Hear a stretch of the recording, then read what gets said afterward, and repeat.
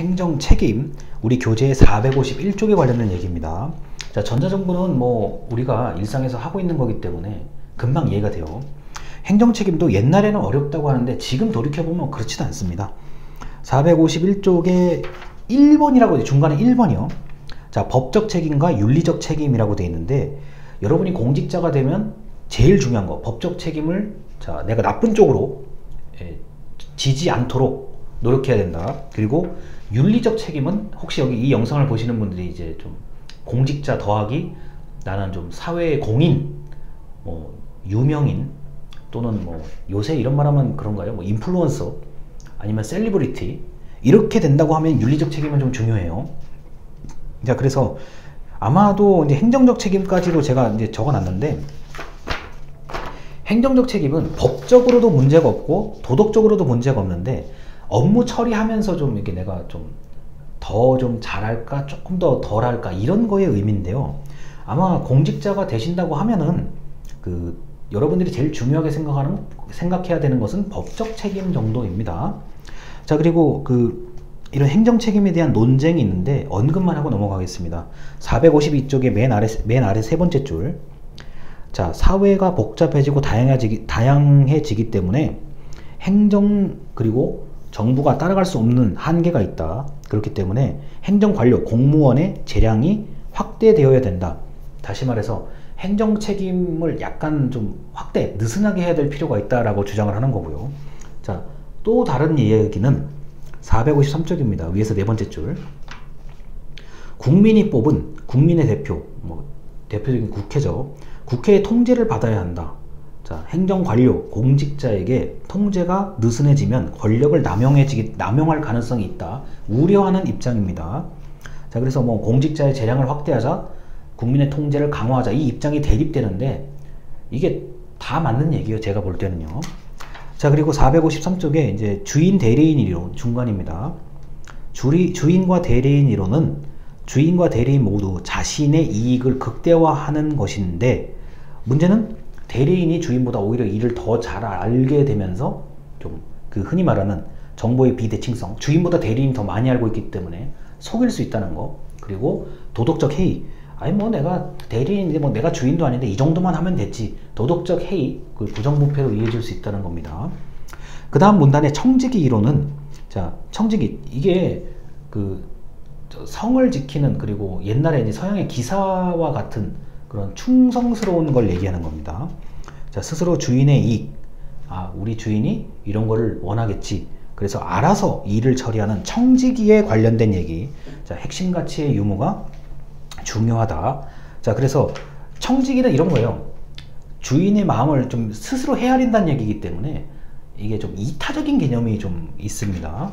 자, 그래서 주인 대리인 이론과 청지기 이론이 이렇게 있다는 거. 자, 이렇게 말씀을 드리고요. 그 다음에 이제 454쪽에 제목이요. 우리나라 공무원의 책임성 확보를 위한 규범이라고 되어 있는데, 부패 방지, 그 다음에 부정청탁, 이거는 이제 흔히 말하는 청탁금지법, 다른 말로 김영란법이라고 얘기하는 거예요. 공직자윤리법, 공무원 행동강령, 이거에 대해서는 제가 완전히 별도의 영상에서 설명을 드릴게요. 그리고 책임성 확보, 법적 책임이 제일 여러분들이 좀 조심해야 되는 거기 때문에 법적 책임이라고 한다면 어쩔 수 없이 형법이 들어갑니다. 그건 나중에 제가 따로 말씀을 드릴게요. 자, 그리고 455쪽에 그림이 있어요. 우리가 일선계층, 그러니까 일선에서 일하는 공직자로 내려간다 그러면은 객관적 책임이 중요해요. 너 하루에 몇 건 했어? 일을 잘했어? 못했어? 성과를 달성했어? 목표치 달성했어? 이걸 묻는 게 이제 일선계층의 객관적 책임인 거고, 계층에서 이제 위로 올라가는 관리자급, 그리고 대표를 해야 되는 어떤 조직을 대표하는 사람 입장에서는 주관적 책임, 도덕적이냐 윤리적이냐, 투명하냐, 뭐 일을 좀 적극적으로 했느냐, 이런 게 훨씬 중요한 거죠. 자, 그래서 여러분들이 항상 만년 신입사원이 아니에요. 어느 순간이 되면 중견관리자, 이제 고급 관리자로 가셔야 될 분들이기 때문에, 내가 객관적 책임, 주관적 책임이라는 게 좀 다른 거구나, 이렇게 인식을 하셔야 됩니다. 자, 그리고 내부 통제의 개념인데요.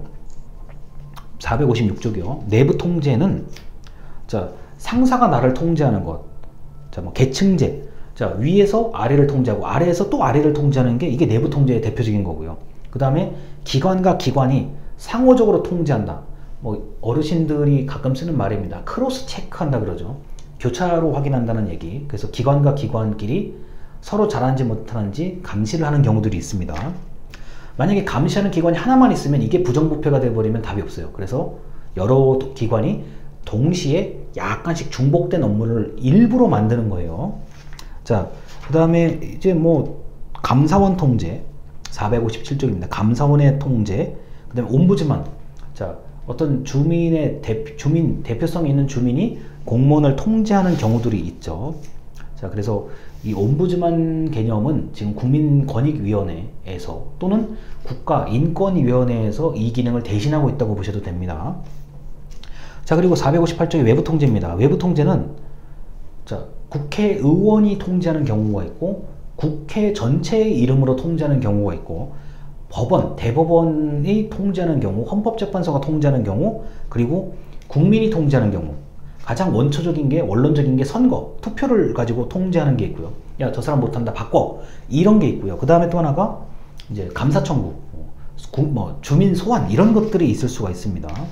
자, 그래서 그리고 이제 뭐 뒤에 이제 460조 이익집단, 시민단체, 언론이 통제하는 경우가 있어요. 자, 그래서 이 내부 통제와 외부 통제를 구분하는 게 굉장히 고전적인 이론인데 제가 볼 때는 460쪽에 국민 참여에 의한 통제가 있어요. 국민 참여 통제가 있는데 가장 즉시 나타나는 통제는 역시 온라인 여론이에요. 뭐 댓글 달고 뭐 죽인다 살린다 왜 난리가 나잖아요. 이게 별거 아닌 것 같은데 굉장히 큰 통제에 속합니다. 뭐 예를 들어서 정부가 어떤 뭐 일을 하려고 한다 또는 뭐 정부의 뭐 특정한 사람들이 잘못을 했다 그러면 절대 그냥 넘어가지 않죠. 그게 가장 무서운 통제입니다. 그래서 우리나라는 아주 독특한 온라인 통제와 그 댓글, 그 다음에 대표 댓글이라 그러죠. 우리가 이제 대표 댓글을 통해서 엄청난 이야기를 할 수가 있고, 그 다음에 이제 유튜브의 영상이라든가 뭐 실시간 라이브 방송 같은 걸 통해서 뭐 잘하니 못하니 뭐 실시간 중계를 한다 이런 것들 때문에 굉장히 강하게 나타나는 통제입니다. 그래서 오히려 행정책임이 행정통제 이 부분이 이게 우리 일상으로 이렇게 좁혀서 생각하면 굉장히 재밌는 게 많아요. 그리고 민원제기. 나 이거 좀 불편해. 나 이거 좀 부당해. 난 이거 좀 부조리한 것 같아. 그러면은 앱으로도 요새 신고가 가능합니다. 앱으로 신고할 수 있고 민원을 제기할 수 있고 답변을 들을 권리가 있고요. 그 다음에 뭐 이게 참 안타까운 얘기긴 한데 우리나라는 사법기관. 자, 사법기관이라고 하면 이제 경찰과 검찰을 얘기합니다. 대표적으로요. 자, 경찰과 검찰에 고소나 고발을 하는 경우들이 사실은 제일 현실적인 방법이에요. 우리가 봤을 때는요. 자, 나는 뭐 공무원이 나한테 뭐 좀 그 부당한 행위를 했어. 뭐 그럴 일은 사실 많지가 않은데 뭐 뇌물을 요구한다, 뭐 협박을 한다, 뭐 등등등. 그러면은 경찰이나 검찰에 자 고소나 고발을 할 수가 있는 거고요. 그리고 이제 또 하나가 이제 이런 게 있죠. 뭐 예를 들어서 뭐 폭로를 한다든가. 그렇게 되면 당연히 이제 경찰과 검찰에서 그 폭로된 내용을 보고 착수 여부를 결정합니다. 이 사건을 맡을까 아닐까에 대한 착수 여부를 결정을 하는데, 그러다 보면은 또 같이 따라오는 게 뭐냐? 민사소송이죠. 그러니까 형사소송과 민사소송이 이제 완전히 구분되어 있는 건데, 이게 이제 소송이라는 측면에서 봤을 때는 난 정치적 피해를 보상해달라. 자, 나는 뭐에 대한 피해를 보상해달라. 이건 이제 민사소송 개념이거든요. 근데 우리 민법에서도 불법행위에 대한 조항이 있고요. 뭐 여러 가지 그 장치들이 아주 명확한 조문들이 있어요. 그러다 보니까 사법기관을 통해서 해소하려는 경향이 강하게 나타납니다. 그리고 이제 방금도 말씀드렸지만 법원의 어떤 판결이라고 하는데, 자, 우리가 뭐 지방법원, 고등법원, 그 다음에 대법원까지 올라가는 것들인데요. 이 법원을 통해서 처리를 한다 그러면 일단 시간이 많이 걸려요. 시간이 많이 걸리고 그 소송 비용, 우리가 변호사를 선임한다든가 또는 때에 따라서는 변호사를 많이 선임할 수도 있고 교체할 수도 있고 여러 가지 요건들이 딱 있습니다. 그리고 뭐 이제 세무, 우리가 그 세금에 관련된 소송 같은 경우는 또 따로 이제 또 얘기를 해야 되는 거고, 행정소송은 그 나름대로 따로 또 절차가 있습니다. 그래서 사법 절차에 의존하는 경우가 좀 높다 보니까 행정 책임을 제가 강의하는 입장에서는 공직자가 되실 분들은 법률적 책임을 안 지는 그런 행동을 하셔야 되는 거고요. 물론 여기에는 뭐 품위 유지라는 거, 그리고 태도를 좀 올바르게 하는 거는 굉장히 중요한 거고요. 그 다음 난 공직자 아니야, 난 관심 없어, 난 일반 다른 직업을 할 거야, 이런 분들 입장에서도 만에 하나 뭐 정부와 공무원과 어떤 거래를 하거나 계약을 했을 때, 또는 뭐 좀 난 부당한 대우, 그러니까 이게 주관적인 그 느낌, 난 기분이 나빠, 그거는 좀 그 생각하기 나름인데, 이건 내가 아닌 다른 사람이 봐도 이거는 좀 부당한 것 같다, 또는 굉장히 불쾌하다, 또는 뭐 그 법령에 위반된 형태로 나한테 뭔가를 요구한다, 이렇게 되면은 아마 제 얘기가 그때쯤 떠오르실 겁니다. 그렇게 되면은 이제 그 이런 여러 가지 절차가 있고, 때에 따라서는 사법기관을 통해서 그 해결을 하는 방법밖에 없다는 거 정도로 알아주시면 되겠습니다. 근데 이렇게 하는 것보다도 이렇게 사법기관을 통해서 하는 거는 시간과 돈이 좀 많이 들어요. 그래서 만약 이런 불편한 게 있다 그러면 이제 국민신문고 또는 국가인권위원회 뭐 이렇게 얘기를 하거나, 아니면은 그 해당 공공기관에 게시판이 있어요. 반드시 게시판은 열어두게 돼 있기 때문에 게시판에다가 자세하게 좀 글을 적으면 아마 웬만큼 처리가 다 될 거예요. 자세하게 안 적어서 문제지, 자세하게 뭐 몇 월 며칠에 이런 일이 있었고, 뭐 어떤 대화를 했으며, 뭐 예를 들어서 뭐 적어 놓은 게 있거나 사진 찍어 놓은 게 있거나 이런 것 같은 걸 같이 첨부하시면은 제가 보기에 한 60%는 해결이 된다고 봅니다. 그 수준에서요. 자, 그래서 행정 책임은 여기까지고, 제가 이게 온라인 수업이다 보니까 더 많은 예를 들어드리지 못해서 너무나 안타깝습니다.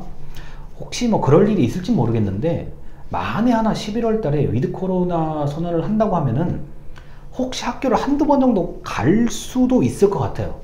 다만 그건 그때 가서 얘기고, 일단은 온라인 수업, 오늘 이번 주는 전자정부 행정 책임의 요소까지 전부 말씀을 드렸습니다. 들어주셔서 감사합니다.